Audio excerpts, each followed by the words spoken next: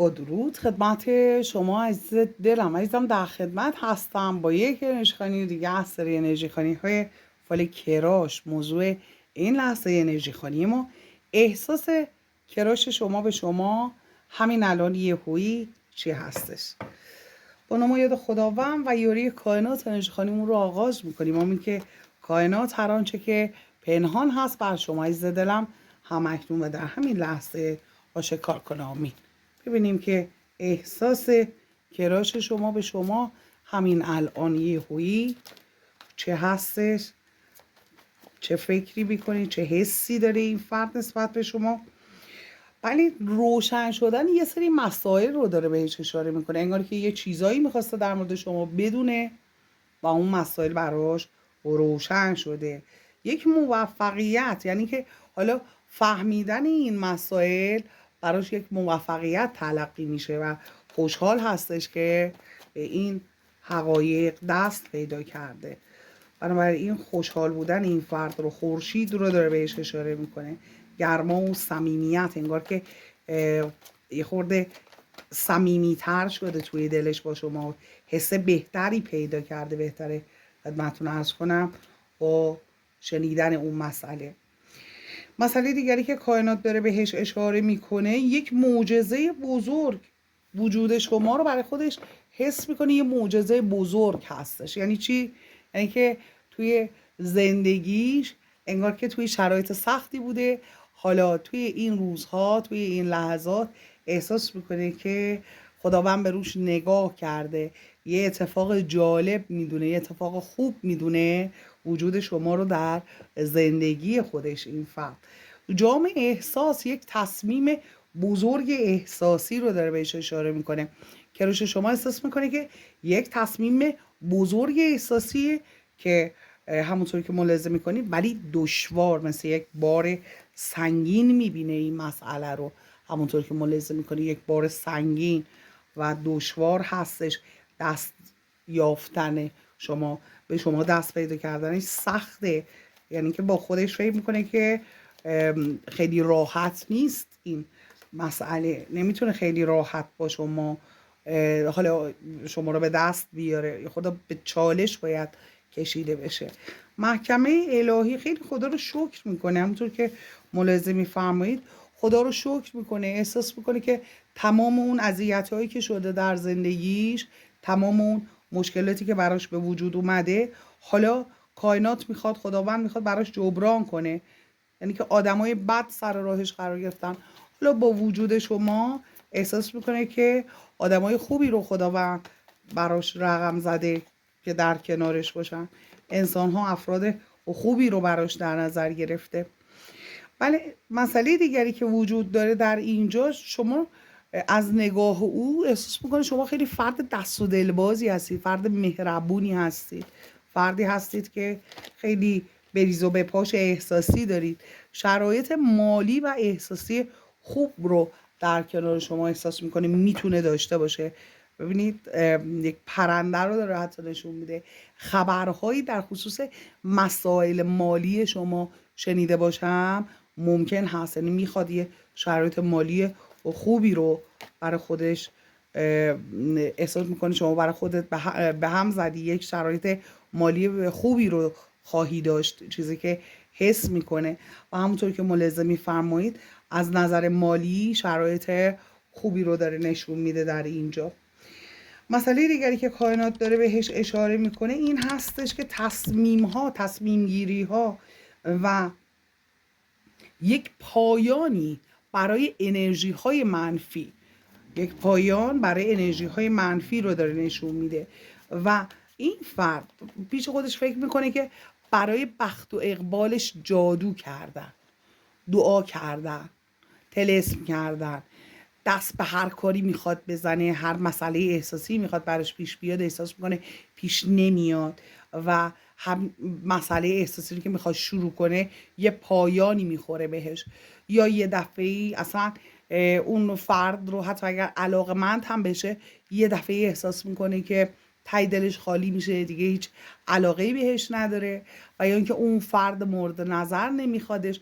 ولی در مورد شما رو خاص میدونه، نمیخواد یه جواب نه بشنوه، یعنی که عجله نمیخواد بکنه که خدای نکرده یه موقع یه جواب نه نشنوه در اینجا. خب خیلی براش مهم هستش که اون جوابی که میگیره جواب درست و خوبی باشه، اون جواب مطلوبش باشه. ولی مسئله دیگری که کائنات بهش اشاره میکنه، ولی میخوام یک کارت بده به ما. بله یک کارت، حالا 2 تا کارت داد. مسئله دیگری که کائنات بهش اشاره میکنه این که فکر میکنه که پایانی به اون جنبل و جادوهای زندگیش بخوره، موفقیت‌های خوبی میتونه کسب کنه، دستاوردهای خوب رو میتونه به دست بیاره. تو فکر این هست که بخواد اون جادو مادوهاشو باطل کنه. شما نکنی این کاروها. میری جادو جنبل اینو باطل میکنی، بختش وا میشه، همه میریزن سرش، بعد میگی یکی دیگر رو برداشت و برد و زد و برد. آره بذار خودش انجام بده. مسئله دیگری که کائنات داره بهش اشاره میکنه، حالا اگر دوش آب نمک بگیره که خیلی خوبه. یعنی دوش آب نمک با سنگ نمکی، که سنگ نمک خیلی کوچیک، کم قد کافی اندازه 2 تا نخود باشه. بله و اون رو توی آب گرم حل کنه، توی لگن آب ولرم بریزه، همینطوری که بدن آدم خشکه بره زیر دوش، با اون اول خودش رو بشوره با اون آب نمک، بعدم شامپو کنه، لیف بزنه، صابون بزنه، از همون بیاد بیرون. قبل از اینم که بیاد بیرون همونطوری که زیر دوشه همه جارم بشوره که یه قطرش رو زمین باقی نمونه، چون اون انرژی خیلی خیلی منفی هست. مسئله دیگری که کائنات داره بهش اشاره میکنه، پیش خودش فکر میکنه یه آدمی که خیلی مغرور بوده، خیلی خودخواه بوده، این انرژی منفی رو براش فرستاده، یعنی که بسته کار و بارش و زندگیش و همه چیشو. ممکنه حتی زبون بند براش نوشته باشن، ممکنه حتی از نظر جنسی فردی این فرد رو بسته باشه، ولی خب رو مسائل کاری مالیش هم تاثیر گذاشته. شما فکر کن چاکرای گلو وقتی بسته باشه که حالا یه طرف احساسی به سمت آدم نه، خب آدم تو کارش هم تاثیر میذاره دیگه. هر جور که شما بخوای فکر کنی تاثیرگذار خواهد بود. و حالا اون غروری که این فرد داشته، خودخواهی که این فرد داشته، دوست داشته این کراش شما بهش علاقمند باشه، براش یه کارایی بکنی، کراشتون هم نکرده این کارا رو، این فرد هم لج و لجبازی کرده، رفته این کارو کرده و قدرت نمایی خواسته بکنه، خواسته یه کاری بکنه که راش شما به پاش بیفته، این کار خواسته بکنه و نشده دیگه. راش شما هم به سمتش نرفته ها، به سمتش نرفته. چرا؟ با خاطر اینکه داره میگه خیلی کراش شما هم آدم مغروری هست، از اونایی نیست که بره به پای کسی بیفته. برای همین نسبت به شما هم تا حالا اینقدر طول کشیده. به هر جهت تو فکر باطل کردن اون مسئله هست، چون روی تمام زندگیش احساس میکنه تاثیر گذاشته، احساس میکنه جایی که باید حقش رو بهش بدن حتی حقش رو میخورن، اینطور فکر میکنه. و مسئله دیگری که هستش، تاثیر دیگری که گذاشته رو کراش شما، یه خود عصبیش کرده، عصبانی شده، یا با هر کسی که بخواد حالا وارد رابطه بشه، مسئله مالی، کاری، احساسی، هر چی که هست، احساس میکنه با اختلاف مواجه میشه، احساس میکنه که دست به هر کاری که میزنه نمیشه، دست به هر کاری که میزنه با انرژی های منفی روبرو میشه، چیزی که کائنات داره بهش اشاره میکنه. مسافرت، راه دور رفتن، کارایی رو انجام دادن، جابجایی هایی شدن، میگه توی همه موارد من تاثیر گذاشته این انرژی منفیه. و چیزایی که در واقع کراش شما داره تو این لحظه بهشون فکر میکنه خیلی خیلی جدی‌تر از اون حرفایی هستش که بتونی شما، یعنی قبل از اینکه بشنوی واقعا به این چیزا فکر میکنه.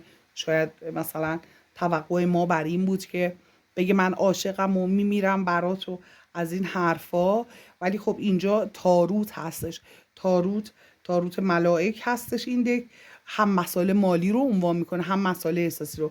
با اون یکی دک احساسی، با این دک احساسی از نظر احساسی هم نگاه میکنیم، ولی خب چی داره تو ذهنش همین الان یهویی میگذره؟ این مسائل داره میگذره همین الان یهویی، میگه که میخوام جابجایی هم که انجام بدم، کارم رو تغییر بدم، یا حالا محیط زندگیمو تغییر بدم، خونه‌مو عوض کنم، فلان چیزی دارم ماشینمو بفروشم یه ماشین دیگه، خونه‌مو بفروشم یه خونه دیگه، مثال ارزون کنم. هر کاری که میخواد بکنه احساس میکنه که اونطور که باید پیش نمیره. با یک بانوی موجه که ممکن هست مادرش هم باشه هم صحبت کرده در خصوص این مسائل، با او هم صحبت کرده، به او هم گفته که اون کارا بارم اونطور که باید پیش نمیره و دست به هر کاری که میزنم زحمت هام هیچ و پوچ میشه. همونطور که ملاحظه میفرمایید، بله اینجا هم داره نشون میده 7 سکه زحمت های زیادی کشیدن و چیزای کوچولو به دست آوردن، دریافتی های کوچیک، و در اینجا همونطور که ملاحظه میفرمایید سقوط رو داره نشون میده. تو تمام مسائلش احساس میکنه که سقوط داره، موفقیت رو کسب نمیکنه و همش داره انگار که از یک رابطه به رابطه دیگه رفتن، ترک کردن، از کاری به کار دیگه رفتن و حالا میتونه تو مسائل تحصیلی یا حالا هرچی این مسئله صدق کنه. مسئله دیگری که کائنات داره بهش اشاره میکنه، همونطور که ملاحظه میفرمایید، میگه من اصلا دست و روم اینقدر دنیا شستم، نشستم، همش میگه دارم فکر میکنم، دنبال راهکار هستم، همش دارم انتظار میکشم، منتظر این هستم که فرصت بهتری رو به دست بیارم و همش توی استراب و استرس و نگرانی هستم. ببین شبا انگار خوب نمیخوابه این فرد، چاکرای تاج این فرد درگیر هستش، چیزی که کائنات داره بهش اشاره میکنه در این لحظه. بنابراین چاکرای تاج درگیر هست. میگه مسائل احساسی من بین زمین و آسمون باقی مونده. میگه با فردی که بهش اعتماد داشتم در این خصوص صحبت کردم با یه نفر، با ازش همفکری خواستم، یک فردی که خیلی قابل اعتماد هستش، یا حتی میشه دعا کردن رو معنا بده این کار، انگار که از خداوند چیزی رو خواسته، راهکارهایی پیدا کنم، راهها رو باز کنم برای خودم. ولی میگه که این انرژی منفی که روی خشم من، اینجا خشم رو نشون میده، میگه انگار با همه اختلاف دارم. میگه اختلاف من با اون فرد باعث این دست و پا بستگی ها شده، اختلافم با دیگران شده و اون فرد رو میشناسه که کی هستش. ببین میدونه دقیقا اون فرد کیه و میگه اون یک آدمی هستش که خیلی حالا ابله داره به اون فرد. میگه خیلی آدم ابلهی هستش، روی تمام گزینه های من تاثیر منفی گذاشته، اختلافات و دعوا و درگیری های هم با خودش داشتم، هم بعد از اون با همه آدما پیدا کردم توی گزینه های مختلف، توی مسائل مختلف زندگیم و انگار که منو به زنجیر کشیده، خواسته من مال او باشم و منم فهمیدم، میدونم که دقیقا از کجا دارم آسیب میبینم و بله رقابت او میگه با اطرافیان من باعث شد که اصلا من اونو کنار بزنم. یعنی به جز خودش هیچ کس دیگر رو نمیتونست اطراف من ببینه و شرایطم بسیار مطلوب و عالی بود در اون موقع، در اون زمان که این فرد بود و اینکه ترس ها و نگرانی ها و ترس از دست دادن داشت. به خاطر همین ما همش با هم اختلاف داشتیم و در اینجا به این پامپا کردن، این دستون دست کردن، حالا ممکنم هست اصلا با این فرد رابطه ای هم نداشته باشه، این فرد روش کراش داشته باشه، این کارو باش کرده باشه. ببینید 2 تا ورژن رو داره کائنات میگه. ما گناه کسی رو اینجا نمیشوریم ها، چون من وظیفم هست بگم، برای اینکه انرژی خانی گروهی هست. درسته خیلی ها هستن در حد انرژی خانی خصوصی جواب میگیرن به خاطر اینکه فرکانسشون درست هستش و اما شرایط اینجوری هم داریم که مثلا ممکن هست حتی ارتباط با هم، چون مثلا میگم رابطه داشتن این فرد با اون فرد رو که نشون نمیده، اینجا یک ارتباطی رو داره، یه انرژی رو داره در موردش صحبت میکنه. ممکن هست با او رابطه داشته باشه، ممکن هم هست نه اون فرد کراش داشته باشه روی ایشون و این کار کرده باشه.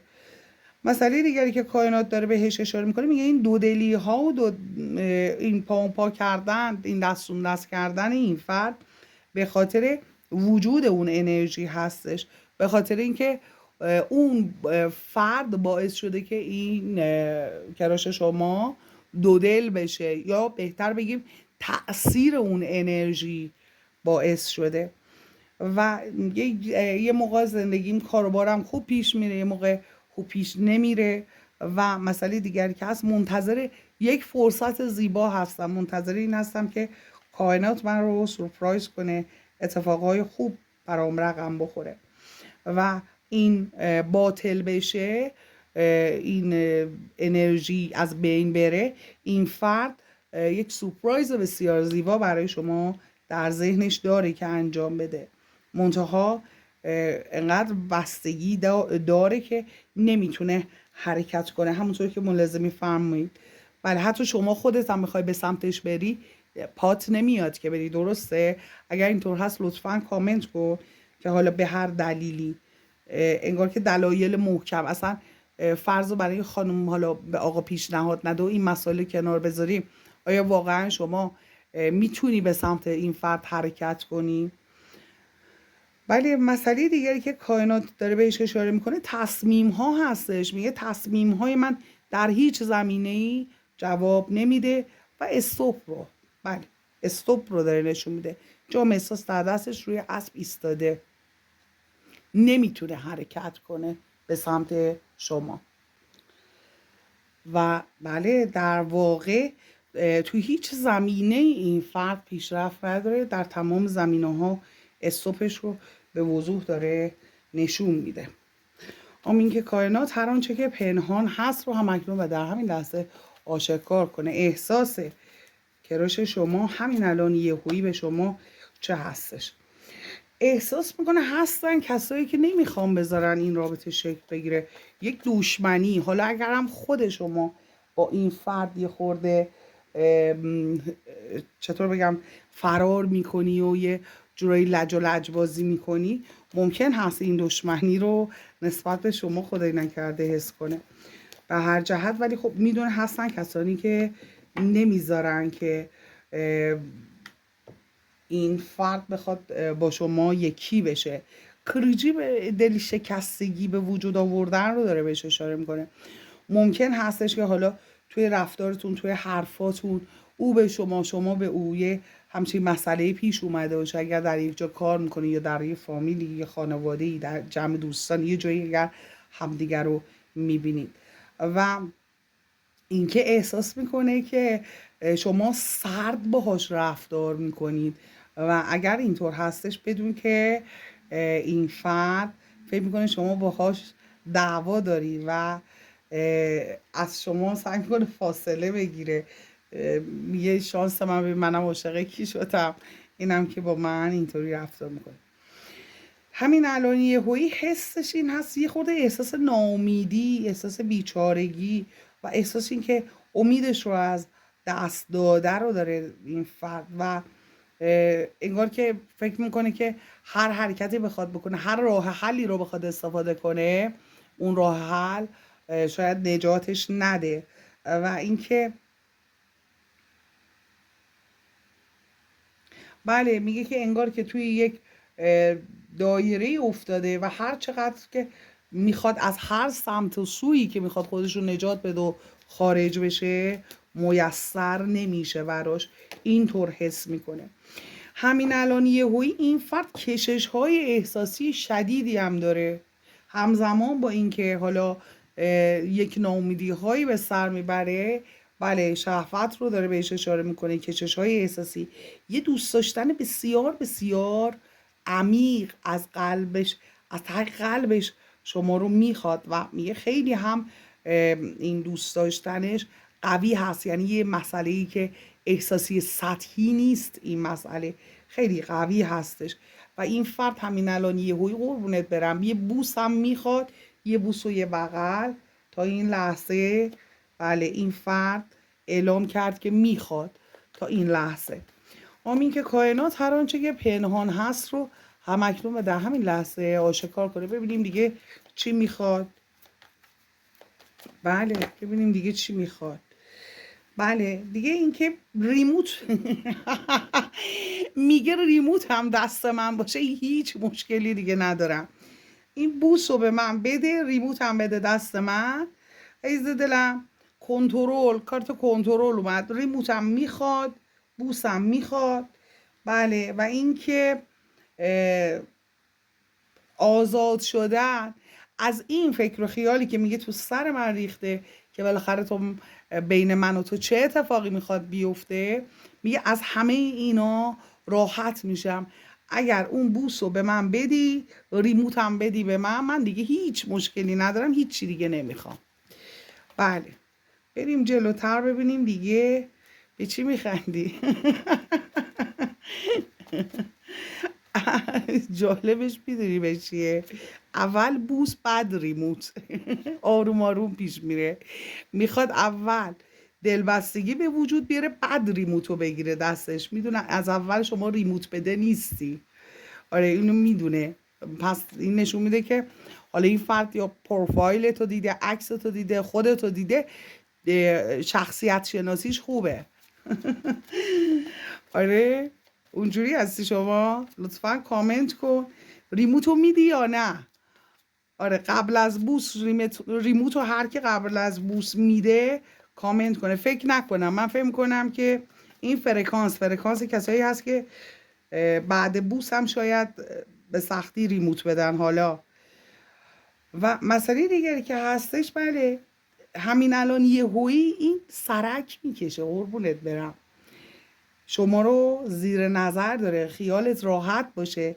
یعنی که پیش خودت فکر نکن که یه موقع ها میگی نه منو دوست نه فکر نکنم. این فرد تعقیبت میکنه، این فرد یا سرک میکشه توی صفحات مجازی یا از دیگران میپرسه یا خودش شما رو تعقیب میکنه. اینها پشت دیوار وایستاده داره نگاه میکنه، خود مقام نداره. بله تعقیب میکنه این فرد شما، رئیس دل من. و اینکه بله این فرد پیش خودش فکر میکنه که نیتش شاید از نگاه شما نیتش بد باشه. یعنی که فکر میکنه اگر این حالا رابطه بخواد شکل بگیره، از اولش بخواد در مورد این بوس حرف بزنه، شاید شما پیش خودت فکر کنی که میخواد سوء استفاده کنه، خیلی به این مسئله فکر میکنه. یا اینکه اگر مثلا خواسته ای از شما داشته باشه، ممکن هستش که شما در موردش اینطور فکر کنی که نیتش حالا سوء استفاده هست. حالا مالی میتونه باشه، احساسی میتونه، هر چیزی میتونه باشه. و اینکه دیگه بله در درون خودش که سفر میکنه شما رو فرد بسیار بسیار اصیلی میبینه. یعنی که وقتی به خودش رجوع میکنه، به خود درونش میره و عمیق به شما فکر میکنه، از نظر او شما فرد اصیلی هستی، از نظر او احساسی که نسبت به شما داره و ریشه دار هست، سطحی نیست. و خیلی هم به این مسئله همین الان یهویی داره تاکید میکنه، میگه وقتی تو رو میبینم انگار که خودم رو دیدم، یا اینقدر احساس میکنم میتونیم ما با هم صمیمی باشیم که وقتی تو هستی من باهات راحتم، انگار که خودم هم و با خودم اینقدر راحت حس میکنم. و اگر این شرایط به وجود بیاد و صحبت هامو بکنم و این روی موتو بگیرم که احساس آزادی و راحتی کنم، خبرها رو داره نشون، پرنده ها رو میبینید، میگه اینجا باز ازگیرلوک به معنای آزادی، رهایی هستش. میگه از یه سری فکر و خیالا راحت میشم اگر بفهمم که توی ذهن تو چی میگذره، اگر بفهمم بتونم باخبر بشم از عمق قلب و ذهن تو. بله میگه من بالاخره میگه پیشنهادم رو به تو خواهم داد، با وجود اینکه خودم میدونم مشکلات زیادی، مشکلات عدیده‌ای به وجود میاد یا وجود داره کلا، ولی خب به این فکر میکنم همش. ببینید بازم فکر کردنش رو بعدش اتفاقا داره نشون میده. و اینکه میگه خیلی مسائل برای من روشن میشه وقتی به تو پیشنهادمو بدم، خیالم راحت میشه اگر جواب دلخواهم رو بشنوم. و از طرف دیگه میگه از این دودلی ها، از اینکه نمیدونم عاقبت کار چی میشه و تحت فشار هستم، از اونها راحت میشم و اینکه زمان نزدیک میخوام این اتفاق بیفته و این کارت به زمان نزدیک اشاره میکنه. میگه که آمین که به زودی بله امتحان کردن. توی این روزا این فرد شما رو امتحان میکنه، زیر نظر داره.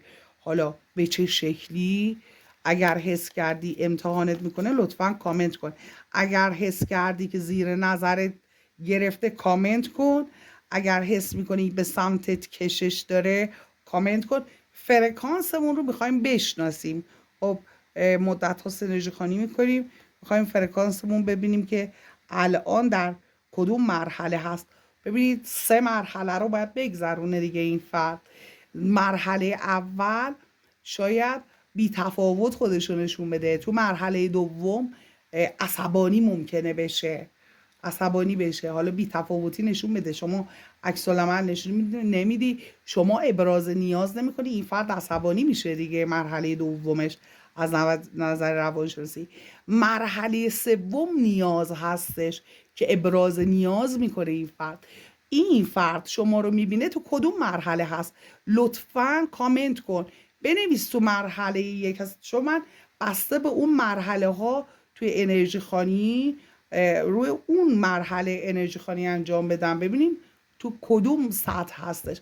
اگه تو سطح یک، تو سطح بی تفاوتی هست، انگار که خودشو میزنه به اون راه، یا حالا فرار کردن از شما هستش، بنویس مرحله یک. اگر تو مرحله دو، یعنی تو مرحله خشم هست، عصبانی احساس میکنی، عصبی هستش، احساس میکنی که مثلا دست با چست، نمیدونه میخواد چی کار کنه، نمیدونه چه حرکتی انجام بده، بنویس سطح دو. اگر هم که توی سطح نیاز هست، حالا با رفتارش، با چشماش تماس چشمی برقرار کردن، اون نیاز، ابراز نیاز کردنش رو حس میکنی، بنویس سطح سه. بله، و در اینجا مسئله‌ای که کائنات داره بهش اشاره میکنه، عزیز دل من داره میگه که میخواد این حجاب رو برداره، صادقانه با شما بشینه صحبت کنه. چقدر جالب ها. دقیقا و از این تحت فشار بودن، از این تحت فشار بودن و حسادتی که میکنه، حسادت هم میکنه بنده خدا. بله، و از این بکلمک به معنای انتظار کشیدن، از این انتظار کشیدن و از این شرایط فعلی، بله، رها بشه، راحت بشه، یه توجهی، یه محبتی ببینه. بله، یه توجهی، یک محبتی ببینه. شما رو خیلی فرد مهربونی میدونه که شما محبتت خیلی خالص هستش و بله، میگه صبر، انتظار کشیدن، از این انتظار کشیدن خلاص بشه، محبت ببینه از شما. و با یک فردی هم صحبت کرده، حالا اینکه پیشه دعانویس رفته ممکنه، پیشه انرژی خان رفته ممکنه، پیشه روانشناس رفته ممکن هست، به هر جهت از یک نفر دیگه هم کمک گرفته و صبوری داره میکنه تا این راز، این حسش نسبت به شما رو در خودش مثل یه راز نگه داشته در قلبش. بله، تا میخواد جواب یه سری سوال ها رو پیدا کنه، بعد به سمت شما حرکت کنه.